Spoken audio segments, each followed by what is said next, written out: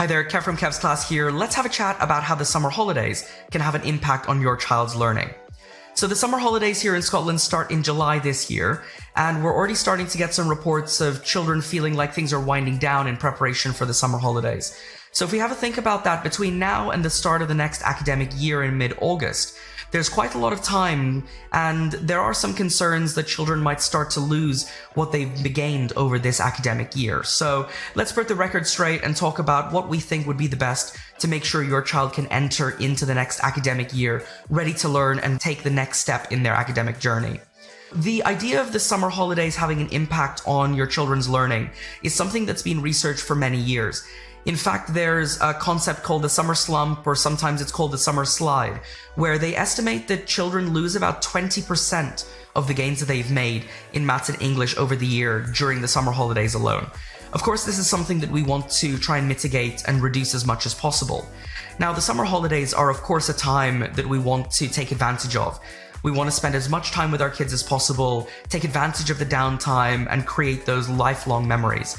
But at the same time, we want to make sure that we're not neglecting their academics, because of course, when we enter into the next school year, the last thing we want is our children feeling like they're already behind before they've even started, having that level of low confidence, or thinking that things that they've done in the past have been completely lost, making them not ready to tackle the next concepts.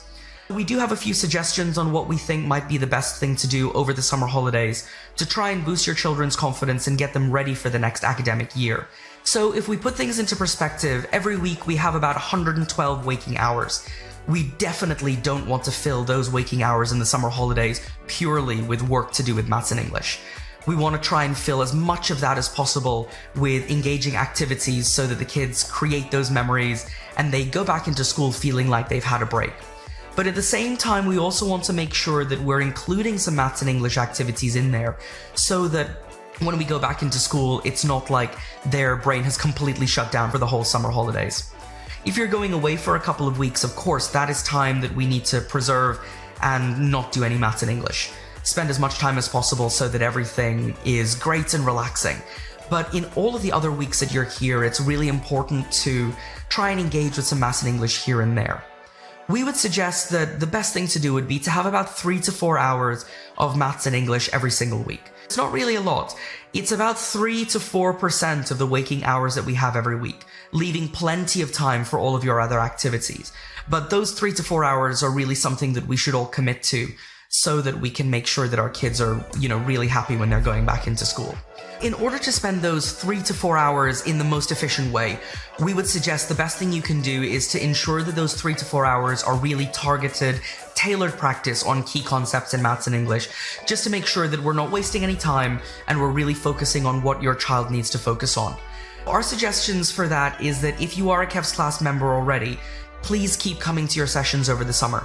That 1 hour session in the week will do a world of good just to keep things ticking over and to make sure that we're practicing everything that we need to.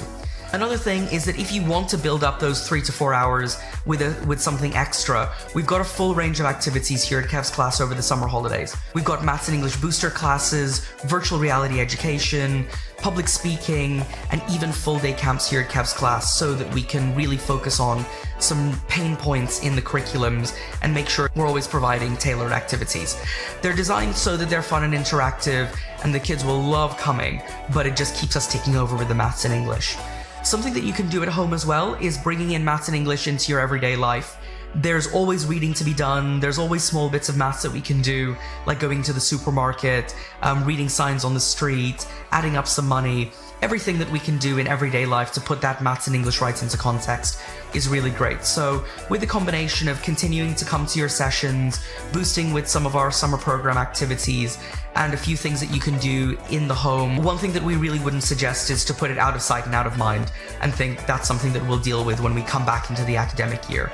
The summer holidays are really a long time and it's going to be super beneficial to try and keep on top of it with those 3 to 4 hours a week, just so that we don't face any low confidence issues when we go back into school. The last thing that we want is your children feeling underconfident going into the next step in their academic journey. Thank you so much for watching this video, and I hope that that's put things straight a little bit about what the summer slump is and how we can prevent it going forward this summer.